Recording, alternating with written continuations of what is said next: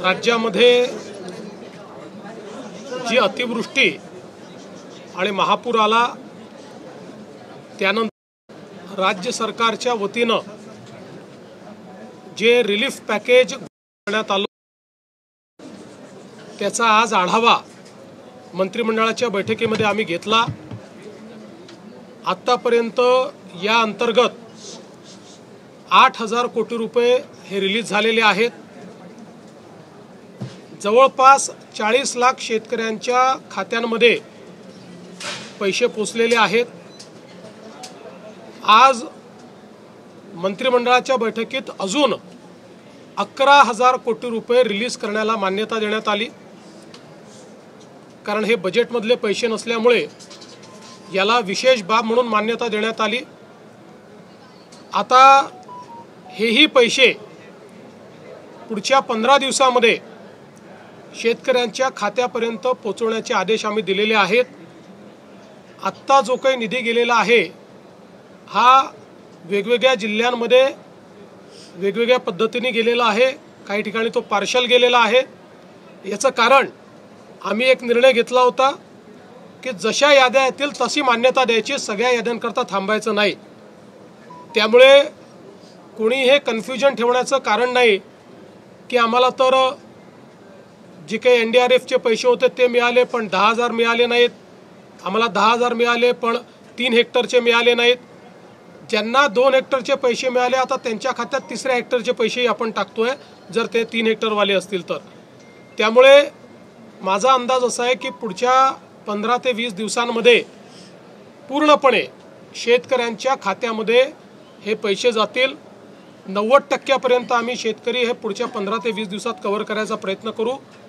10% तरी देखील लागतील, कारण काहींच्या अकाउंट्समध्ये प्रॉब्लेम आहेत, काहींच्या रेकॉर्ड्समध्ये प्रॉब्लेम आहेत, काही ठिकाणी मल्टिपल होल्डिंग आहे, तेही सॉल्व करण्याचा प्रयत्न चाललेला आहे। आता याच्यामध्ये निधीची कुठलीही कमतरता उरलेली नाही। फक्त आपण एक समजून घेतलं पाहिजे की याची प्रोसेस आहे, त्या प्रोसेसमध्ये 2 वेळा याद्या व्हॅलिडेट कराव्या लागतात। कारण जसं कोणी पात्र सुटू नये तसंच कोणी अपात्र किंवा जो एलिजिबल नाही त्याच्या खात्यामध्ये पैसे जाऊ नये याकरता याच्यात मोठ्या प्रमाणात आपल्याला त्याचं रिव्हॅलिडेशन करावं लागतं। एक सुदैवाने ॲग्रीस्टॅकचा डेटा असल्यामुळे ॲग्रीस्टॅकचे जे अकाउंट होल्डर आहेत या कोणाचंही आम्ही EKYC करत नाही आहे, अन्यथा EKYCलाच 1 महिना लागला असता।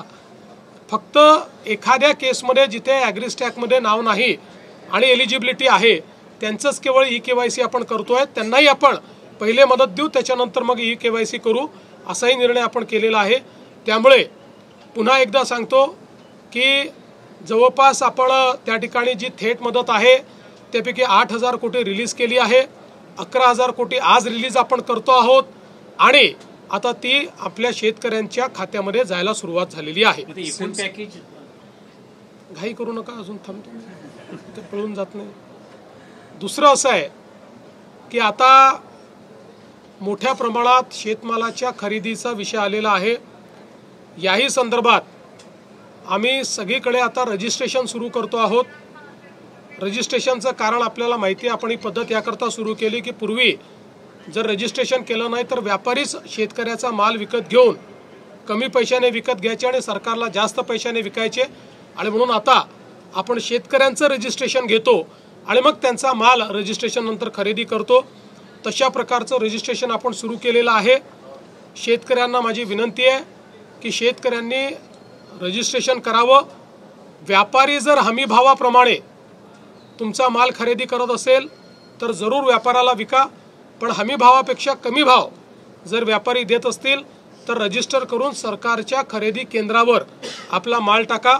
आपल्या खात्यामध्ये हमी भावाप्रमाणे आपल्याला पैसे मिळतील। तर या संदर्भातली सुरुवात देखील संपूर्ण राज्यामध्ये आपण केलेली आहे। यासोबत आज सोलापूर, तुळजापूर, धाराशिव ही जी आपली रेल्वे मार्ग आहे याच्या सुधारित आराखड्याला मान्यता देण्यात आलेली आहे। जवळपास 3,295 कोटीच्या आराखड्याला मान्यता दिली आहे। 50% पैसे यातले राज्य सरकार देणार आहे, 50% केंद्र सरकार देणार आहे। यामुळे मोठ्या प्रमाणात या ठिकाणी धाराशिव जिल्ह्याला तर फायदा होणारच आहे. पण आपल्याला माहिती आहे की जे काही धार्मिक पर्यटन आहे, रिलिजियस टुरिझम आहे, कारण तुळजापूर आणि पंढरपूर हे दोन्ही आपल्याकरता अत्यंत महत्त्वाचे सेंटर्स आहेत आणि त्या दृष्टीनं सोलापूर जिल्हाच एकूण अशा प्रकारे जोडला गेल्यामुळे त्याचा फायदा होणार आहे, यालाही आज मान्यता दिली आहे. आपल्याला कल्पना आहे की यापूर्वी आपल्या राज्यामध्ये आपण एक विजन 2047 बनवायला हातामध्ये घेतलं होतं. खूप मोठ्या प्रमाणात सगळ्या विभागांनी जवळपास 7 लाख स्टेक होल्डरशी चर्चा करून, सर्व्हे करून, त्यांचे एस्पिरेशन्स घेऊन आपण हा आराखडा तयार केला आहे. या आराखड्यामध्ये 2030 पर्यंतची उद्दिष्ट आहेत. 2035 जेव्हा महाराष्ट्र 75 वर्षाचा होईल तेव्हाची उद्दिष्ट आहेत आणि 2047 जेव्हा विकसित भारत आपण तयार करणार आहोत तेव्हाची उद्दिष्ट आणि त्याचा रोडमॅप आपण तयार केला आहे. आज या विकसित महाराष्ट्र 2047 हे जे आपलं डॉक्युमेंट आहे, हा जो आपला प्लॅन आहे, याला मंत्रिमंडळाने मान्यता दिली आहे आणि आता लवकरच हा प्रकाशित केला जाईल. शेतकऱ्यांचे एकूण मदती पॅकेज जे जाहीर केलेलं आहे त्यापैकी किती टक्के अंमलबजावणी झाली, इम्प्लिमेंटेशन झालं? असं आहे की जे थेट शेतकऱ्यांच्या खात्यात जाणार आहे ते जवळपास 21,000 कोटी रुपयाचं पॅकेज आहे. त्यापैकी मी सांगितलं 8,000 कोटी हे आम्ही ऑलरेडी रिलीज केलेले आहेत. 11,000 कोटी आज रिलीज करण्याकरता दिलेले आहेत आणि 1,500 कोटी रुपये स्वतंत्रपणे आम्ही रिलीज करतो. त्यामुळे ते पूर्ण जेवढं पॅकेज आहे ते सगळं रिलीज करतो. वसंतदादा शुगर इन्स्टिट्यूट चौकशी संदर्भात काही बातम्या येत आहेत, त्यामध्ये काही तथ्य आहे का? मला असं वाटतं की काही लोक जाणीवपूर्वक या ठिकाणी आमच्यावर अन्याय होतो आहे, आम्हाला मारलं जात आहे, अशा प्रकारचा एक माहोल तयार करण्याचा प्रयत्न करत आहेत. काही लोक विनाकारण ज्याला आपण असं म्हणू शकतो की आम्ही शहीद होतो असं दाखवण्याचा प्रयत्न करत आहेत. त्या सगळ्यांना मी सांगू इच्छितो, वसंतदादा शुगर इन्स्टिट्यूटची कुठलीही चौकशी राज्य सरकारने सुरू केलेली नाही. या ठिकाणी ज्यावेळेस आपला गाळप हंगामाची बैठक झाली होती त्या बैठकीमध्ये वेगवेगळे जे पैसे आपण कापून घेतो त्याचा विनियोग नेमका काय होतो या संदर्भातली माहिती घेतली पाहिजे असं सर्वसमक्ष ठरलं. त्यामध्ये आपण वसंतदादा शुगर इन्स्टिट्यूट करता वर्षानुवर्ष 1 रुपया हा कापून घेतो.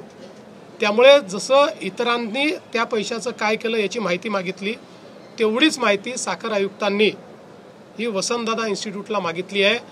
त्या बैठकीत वसंतदादा इन्स्टिट्यूटचे पदाधिकारी पण होते, सगळे साखर कारखानदारही होते. सगळ्यांच्या समक्ष जे ठरलं तेवढीच माहिती मागितलेली आहे. त्यामुळे विनाकारण वसंतदादा इन्स्टिट्यूटची चौकशी चालू केली. आमच्याकडे तक्रार आली, गंभीर असेल तर आम्ही करूही, पण अशी कुठली तक्रारही आलेली नाही. त्याच्यामुळे चौकशी करण्याचा प्रश्नच उठत नाही.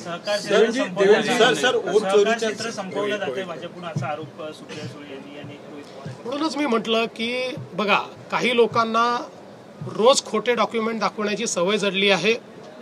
आता आजच त्यांनी दाखवलेलं पॅन कार्ड हे खोटं निघालं.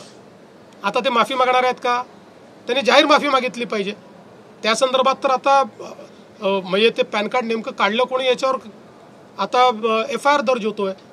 त्यामुळे रोज खोटे डॉक्युमेंट आपल्याच घरी तयार करायचे आणि प्रेस कॉन्फरन्स घ्यायची आणि आपणही दिवसभर ती चालवायची आणि आम्हाला प्रश्न विचारायचे. त्यांना प्रतिप्रश्न विचारा, आता काय ॲक्शन घ्यायची आणि त्यांच्याकडनं माफी मागायला लावा. खोटं डॉक्युमेंट महाराष्ट्राला दिल्याबद्दल ते माफी मागणार आहेत का? त्यांना मागायला लावा माफी. यांनी दिलेल्या निवेदनासंदर्भात आपण बैठक बोलली होती, परंतु कुठलाच शेतकरी नेता असं आहे की रात्री उशिरा 1 वाजता बच्चू कडू यांनी मला मेसेज पाठवला की आम्ही बैठकीला येणार असं आपल्याला म्हटलं होतं, पण आमचे सगळे शेतकरी नागपूरला जमा होत आहेत आणि आम्हीच तिथे नसलो तर त्यातनं वेगळं कन्फ्युजन तयार होईल, म्हणून आमचं मागणीपत्र आम्ही तुम्हाला पाठवतो आहोत, तुम्ही त्याच्यावर निर्णय करावा आणि आम्ही काही बैठकीला येणार नाही. त्याच्यामुळे आम्ही ती बैठक रद्द केली. आता त्यांचं जे मागणीपत्र आलं आहे त्यातल्या ज्या गोष्टीवर सकारात्मक निर्णय करता येतील, ज्याच्यावर तातडीने निर्णय करता येतील ते निर्णय आम्ही करू. त्या संदर्भात विभागाला आम्ही सांगितलेलं आहे.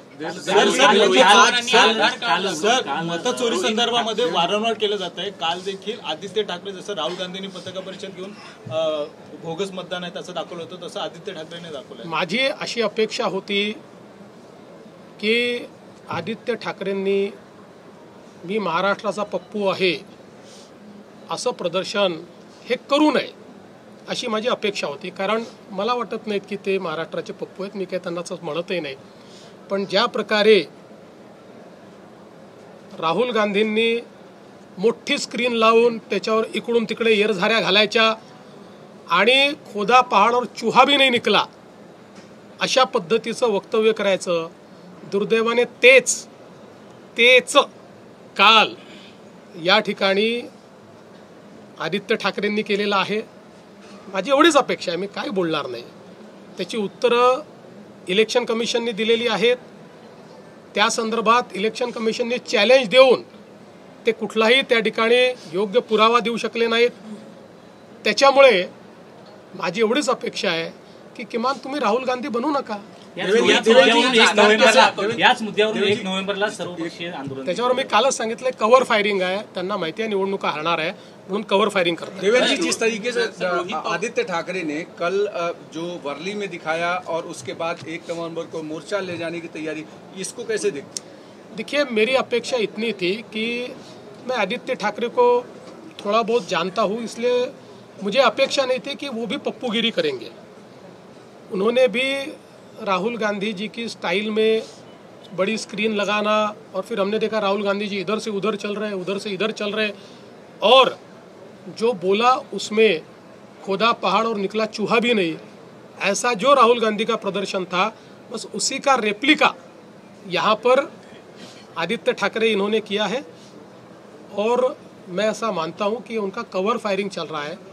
उनको ये पता है जनता उनके साथ नहीं है, वो चुनाव में जीत नहीं सकते, इसलिए कवर फायरिंग कर रहे हैं कि हारने के बाद फिर यही वीडियो दिखाएंगे, देखिए हमने तो कहा था इसलिए हम हारे. ये एक प्रकार से लोकतंत्र का मजाक उड़ा रहे हैं. किसानों के साथ